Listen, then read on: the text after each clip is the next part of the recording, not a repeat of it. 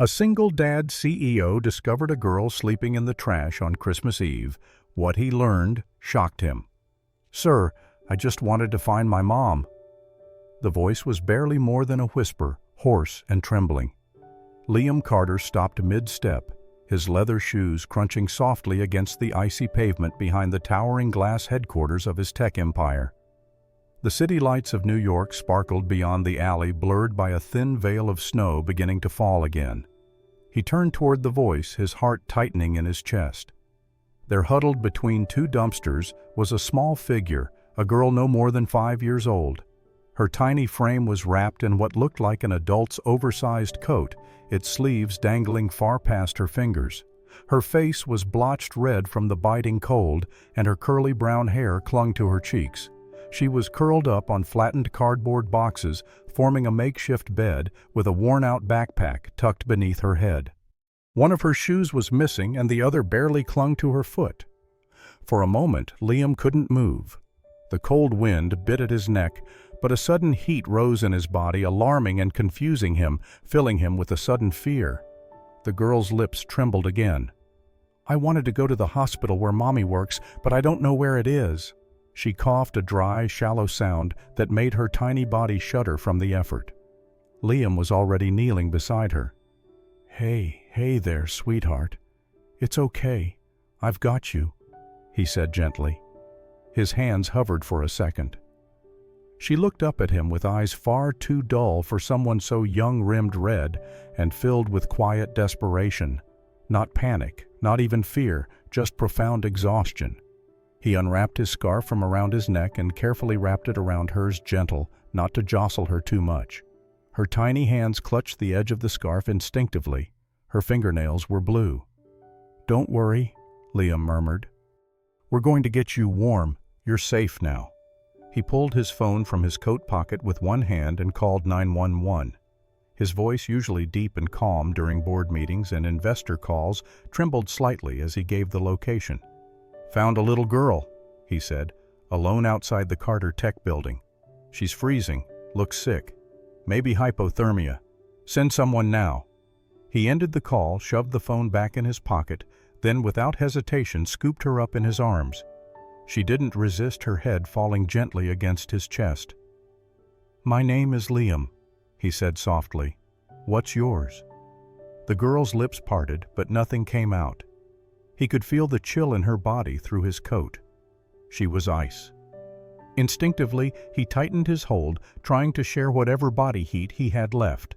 The snow was starting to fall harder now. The alley, lit only by a flickering security light, seemed to fade into a surreal silence. She whispered something, then barely audible. "Mommy said don't talk to strangers, but if I get lost, go where there's light." Liam's throat caught. She had followed the bright lights of his building. He looked down. Her eyes had closed her body, sagging in his arms, not lifeless, but utterly spent. The ambulance siren broke through the quiet. 2 paramedics rushed toward them moments later. Liam didn't hand her over immediately. He held her as one of them checked her vitals. "She's freezing, pulses weak," one muttered, already prepping a blanket and oxygen mask. As they worked, Liam stood nearby, his arms stiff, his body still warmed from where she had leaned on him. Her scent, faint shampoo dirt, cold air lingered on his scarf. "Any idea who she is?" the paramedic asked. Liam shook his head. "She said she was trying to find her mother at a hospital, that's all." The EMTs nodded, then gently lifted the girl into the ambulance. Liam moved to step back, but paused, his eyes fixed on her fragile form. "Can I ride with her?" he asked. They looked at him, noting his clean suit, expensive coat, and cufflinks, but one of them nodded. "Yeah, you found her. Come on." As Liam climbed in, he glanced one last time at the cardboard bedding she'd used. A stained pink lunchbox lay to the side, empty and cracked. He picked it up and followed her into the ambulance. As the door shut behind him, the siren wailed into the frozen night, and Liam Carter, a man who had long since stopped believing in Christmas miracles, held onto a tiny hand and whispered, "You're not alone, sweetheart. Not tonight." The hospital room was quiet, blanketed in the soft hum of machines and the rhythmic beeping of the heart monitor. The overhead lights were dimmed to a soft glow, casting gentle shadows across the room. Snow tapped lightly against the window pane, tiny muffled reminders of the storm raging outside. Liam stood near the bed, his posture still, eyes fixed on the small figure beneath the blanket. The little girl stirred her fingers, twitching, a soft whimper escaping her lips. He stepped closer. Ella's eyes fluttered open. For a moment she stared upward, disoriented. Then her gaze shifted slowly, finding Liam's face. Her brows furrowed in confusion, and she blinked hard. "Is this the hospital?" she asked. Her voice dry, cracked, barely a whisper. "Yes," Liam said gently, leaning forward. "You're safe now." Her tiny hands clutched the edge of the blanket as if trying to anchor herself. "Did I get it right? Is this where Mommy works?" He hesitated for a moment before responding. "Do you remember the name of the hospital?" Ella frowned, thinking hard. She pressed a small finger to her chest, mimicking the way someone might point to a badge. "She wears a blue jacket with letters here. It says St. Teresa something." Liam exhaled quietly. "Yes, this is St. Teresa." The tension in her shoulders seemed to melt just a little. Her chest rose and fell with a shaky breath. "She told me, if anything happens and she doesn't come home, I should go to the hospital." Liam sat down in the chair beside her bed, his movements slow and deliberate. "What happened last night?" "I waited." Ella said, her voice distant, as if still piecing it together. "She always comes home before the big dark, but the clock went past dinner, then past cartoons. She still didn't come." Liam's stomach twisted. "So you went to look for her?" She nodded slowly. "I put on my coat and boots. I followed the lights outside, the ones that hang above the stores, but then it snowed hard. I couldn't see. I didn't know which way anymore." Liam leaned forward, his eyes stinging. "Do you know how far you walked?" Ella looked down. "A lot of blocks. My feet hurt. I saw steam behind a building, so I sat near it. There was a box and a blanket. I curled up. I thought maybe if I closed my eyes, morning would come." He swallowed hard. "Why didn't you ask someone for help?" "She said not to talk to strangers." Her lower lip quavered. "But I was so cold. I was scared." Liam's throat tightened. She was only 5, just 5, alone in a city that could swallow grown men whole. "You did the right thing," he said softly. "You were really brave." Ella looked at him, her brown eyes wide and tired. "Are you a doctor?" He managed a faint smile. "No, just someone who found you." Silence settled like a blanket over them. "My name's Ella," she whispered after a moment. "I'm Liam." Another pause, then, with childlike sincerity, she added, "Thank you for stopping." Liam nodded, but something had already shifted deep inside him. He saw Lily, his Lily, in those same wide eyes. The ache of loss came rushing back, raw and fierce. But not this time, not this child. He leaned forward, his voice steady. "I'm going to find her. Your mom, I promise." Liam stood at the nurse's station, the clipboard in his hand, trembling slightly as he flipped through the intake records. His eyes scanned quickly, names, dates, diagnoses. There it was, unidentified female patient admitted last night, found unconscious in staff stairwell, possible stroke, no ID, labeled Jane Doe. The time matched just after 8:00 p.m., the same time Ella said she had started waiting. He looked up at the nurse behind the desk. "This Jane Doe, what does she look like?" The nurse frowned. Mid-30s, blonde, thin build. She's in ICU, still unresponsive. Liam's heart skipped a beat. "Is she someone you know?" the nurse asked. "Maybe," he said. "I need to see her. I think she might be the mother of the girl I brought in last night." The nurse's eyes softened. "Give me a minute." A few moments later, Liam stood just outside the ICU, holding Ella's hand. She looked up at him, confused. "Where are we going?" "I think your mom might be here," he said gently. "We're going to check." He stepped into the dim room with her, the sound of machines rising in the quiet. Monitors beeped steadily. A figure lay still in the bed, surrounded by wires and tubing. Ella froze. Her eyes darted to the blanket tucked around the woman's body, pale blue with a single hand sticking out. Then she gasped. "That's her coat! That's Mommy's!" She rushed forward, stopping just short of the bed, her tiny fingers curling around the side rail. Her voice quavered. "Mommy?" Liam watched her closely. The woman's face was pale lips tinged with blue, her blonde hair tangled across the pillow. Her chest rose and fell with the help of machines. Ella reached forward and touched her mother's hand. "It's me, Mommy. I found you. Like you said, I came to the hospital." There was no response, but then the woman's fingers twitched ever so slightly, barely. Ella gasped, tears springing to her eyes. "She moved. She knows I'm here." Liam felt something shift inside him. He moved to stand behind Ella, resting a steadying hand on her back. "You did it," he whispered.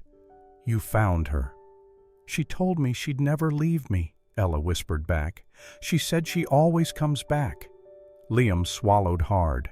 He looked at the woman, this stranger who had worked through the night, fallen ill in silence, collapsed with no one to call, no one even knowing her name. But her daughter knew, and she had come. He had never seen love so fierce, even in stillness. Ella leaned her forehead gently against her mother's arm. "I waited," she said softly. "Then I came to find you. I didn't cry like you said." Liam could barely breathe. In this sterile, cold ICU room, something sacred had just happened, the kind of connection no machine could measure. He stepped back quietly, letting Ella stay beside her mother, his eyes lingering on the child who had crossed a frozen city by faith alone, and the woman who, despite everything, had kept her promise, "I'll always come back." The room was quiet except for the soft hum of machines. Snow tapped gently against the window pane, and the world outside had dimmed into twilight. Ella sat beside the hospital bed, her small fingers pulling open the zipper of her worn-out backpack. Liam watched her from the doorway, arms crossed, unsure if he should interrupt her. She carefully unfolded a wrinkled sheet of paper. It was a child's drawing, 2 stick figures holding hands. One had yellow scribbles for hair, the other a tiny pink heart above her head. Ella stood on her toes and pressed it to the wall near the bed just above the IV pole. "There," she whispered.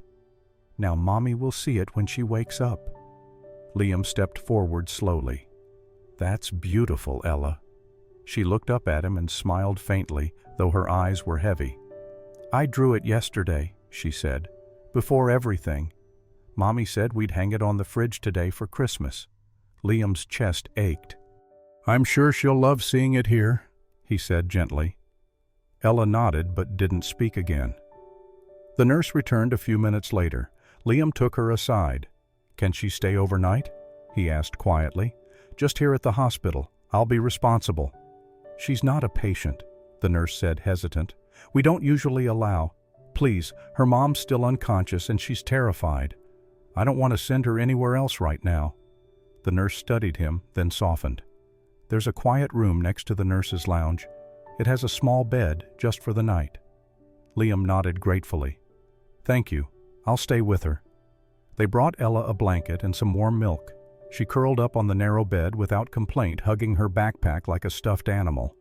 Liam sat on a chair beside her. Her eyelids drooped slowly. "Did I do good, Mr. Liam?" she mumbled.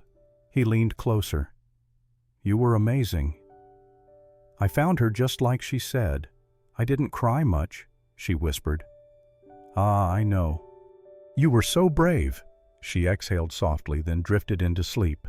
Liam reached forward, gently pulling the blanket higher over her shoulders. Her breathing slowed, steady and calm now. One hand was still clutching the strap of her backpack. He stared at her, feeling something twist deeply inside him. He should have just dropped her off and gone home. He should be with Max right now, reading Christmas stories and eating too many cookies. But something kept him here. The moment he picked her up in that alley, he remembered the weight, the coldness of her skin, the way she'd leaned into him trusting without even knowing his name. And for the first time in years, he had felt fear. Not the boardroom kind, not the kind you get before a billion-dollar launch. Real fear that he would lose her, that he would be too late again. He'd felt that once before holding Lily as her breath slipped away in a hospital bed, and it had broken something in him that never quite healed. But here was Ella alive, fragile yes, but still holding on. And her mother, who had no one else, lay 2 doors down, still fighting. He ran a hand over his face. Why did he care so much? Why was he still here? He could not answer it. All he knew was that tonight, as the snow fell quietly outside and a stranger's child slept under his coat, he felt something shift in him. Not obligation, not pity, something warmer, something frighteningly close to hope. Liam stepped into the hospital lounge with a paper bag in one hand and his phone in the other. Snow flurried outside the window, but the room was warm, filled with the scent of coffee and something sugary. Waiting on the couch, swinging his legs, was a boy about 8 years old, Max Carter, Liam's son. Max looked up the moment he saw his father. Max Carter stood just outside the hospital room, his fingers wrapped tightly around a folded piece of paper. He had been here only 10 minutes, but his chest already felt like it was caving in. Inside, his dad sat cross-legged on the floor beside the small cot. The girl, Ella, was curled up beneath a soft blanket, her head resting on a pillow Liam had brought from home. His dad's voice was low and steady as he read from a familiar book, The Snowy Day. Max knew every word by heart. He blinked, swallowing the lump rising in his throat. That used to be his story. Dad used to read it when the snow fell outside their window when Mom was still here, and everything still made sense. Now he was reading it to her. Max wasn't mad at Ella. She seemed nice enough. But something about seeing his dad so gentle, so different with someone else's kid made something hot and quiet stir inside him. He stepped back, unsure if he should even be here, but just as he turned, his father looked up and saw him.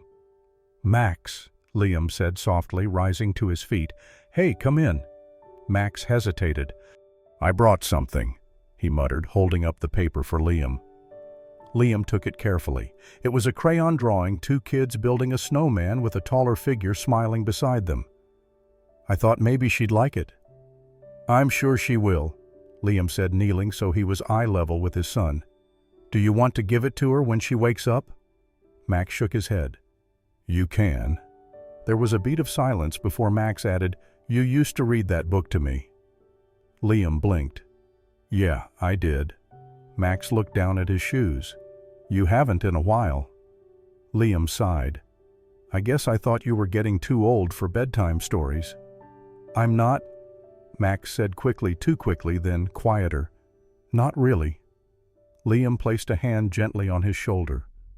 "I can read to you tonight. Just say the word."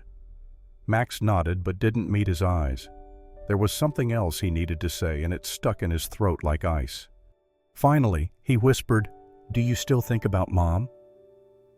Liam's face changed, his voice softened. "Every day." "Then why do you look happy again?" Liam didn't speak for a moment. Max's voice cracked. "Are you going to love them more than us?" Liam blinked. "What them?" Max corrected. "Ella and her mom. You've been with them a lot. You smile more. You're different. It's like you're not just ours anymore." Liam knelt again, this time pulling Max closer. "I'm sorry if I made you feel that way." Max's hands balled into fists at his sides. "It's just when Mom died, I thought you'd never love anyone again. That it would be just us." "It has been just us for a long time," Liam said quietly. "And you've been everything to me, Max. Everything. But now, Liam continued, "there's a little girl who reminds me of you, and a mother who has no one. They're scared, they're hurting, and maybe I've started to care." Max bit his lip. "So things are changing?" Liam nodded. "Maybe, but change doesn't mean forgetting or replacing. I'll never stop missing Mom. I'll never stop loving you. That will never change." Max was silent. Then his voice came small. "I just didn't want to lose someone again." Liam's eyes softened. You won't. And if I ever make you feel that way again, you tell me. Okay? Max nodded this time slowly.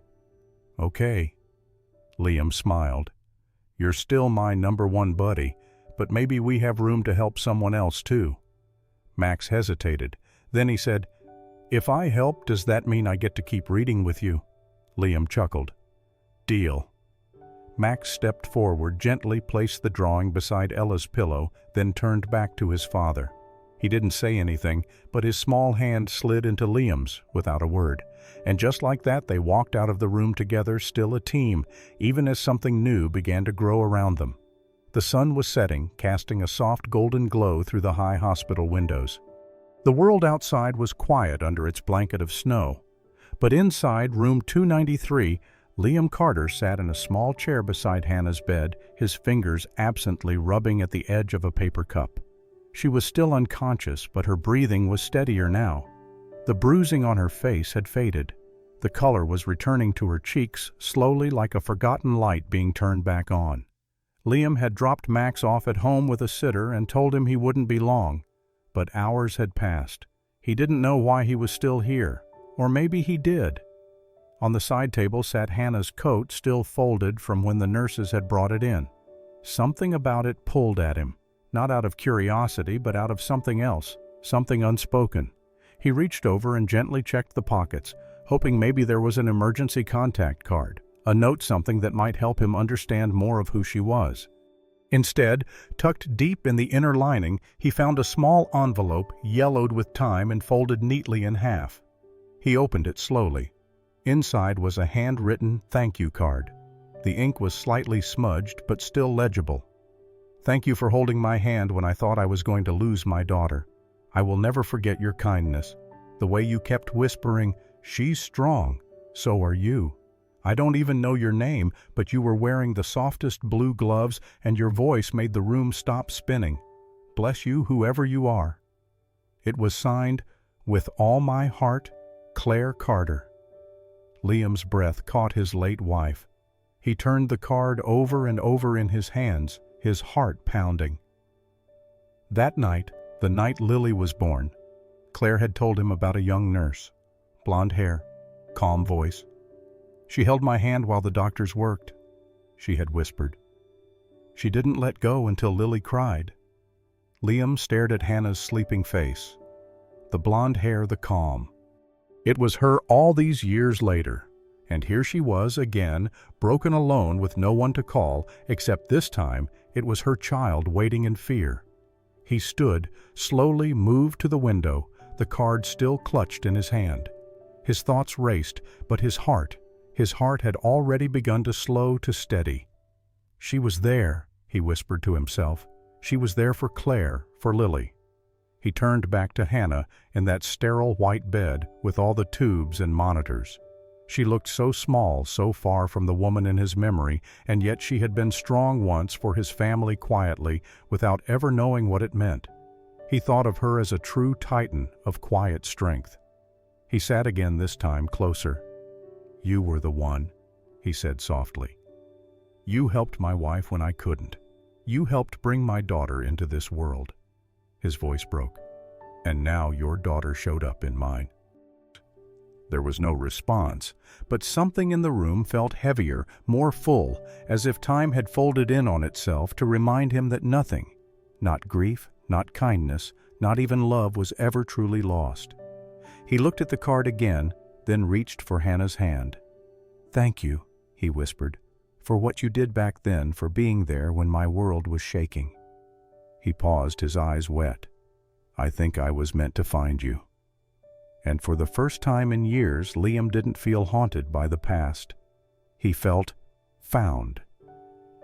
The first thing Hannah saw when she opened her eyes was a blurry white ceiling. The second was the warm light of morning spilling across the corner of the room. Her body ached and her mouth was dry, but her heart began to pound for only one reason. Hello? She whispered hoarsely. She turned her head, struggling against the heaviness in her limbs. Ella, where's my daughter? A nurse came rushing in, alerted by the sound. Miss Bennett, you're awake. Take it slow. Where's my little girl? Hannah pushed out the words, panic rising in her chest. But before the nurse could answer, a deep, calm voice came from the doorway. "She's right here."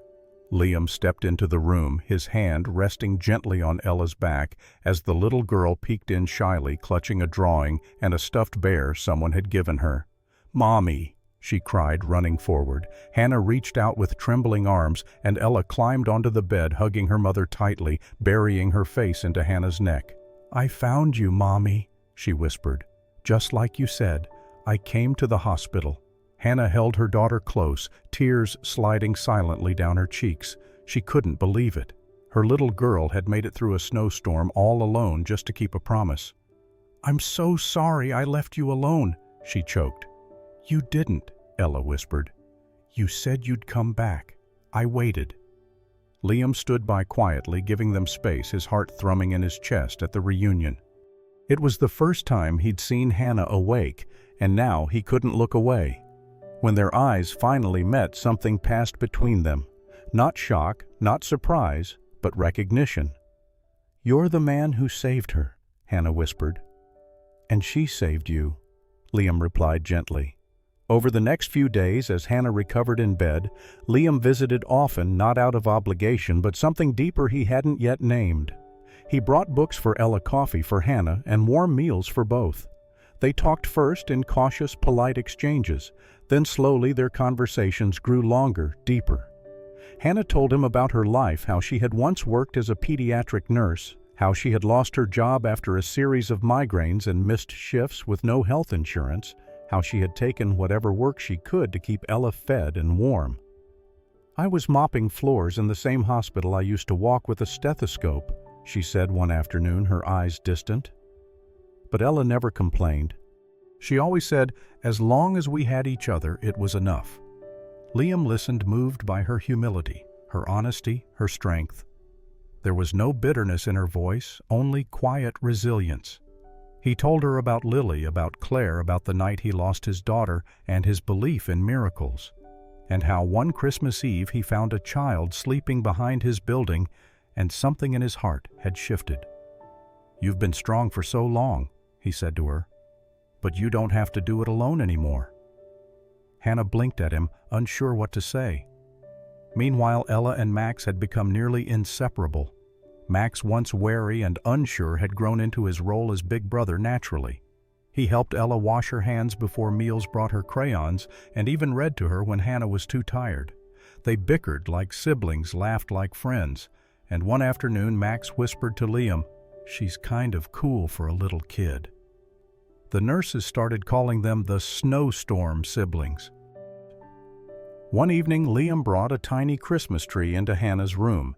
It wasn't decorated yet, just a small pine in a pot. "I thought maybe we could build something from scratch," he said. "New traditions, no pressure." Hannah smiled softly. "I've never had a Christmas without worry before." He placed the tree on the windowsill, letting the light hit it just right.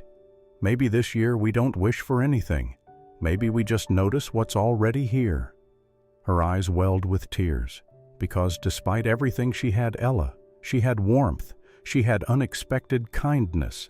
And sitting in that hospital bed, watching her daughter color beside Max and Liam, quietly fixing a bent ornament, Hannah realized something she hadn't allowed herself to believe in years.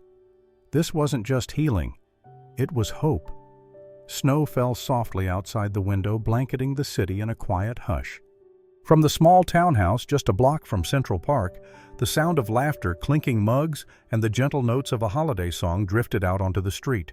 Inside, the living room glowed with golden light and the scent of cinnamon and pine. A modest Christmas tree stood by the fireplace, its ornaments mismatched but lovingly placed.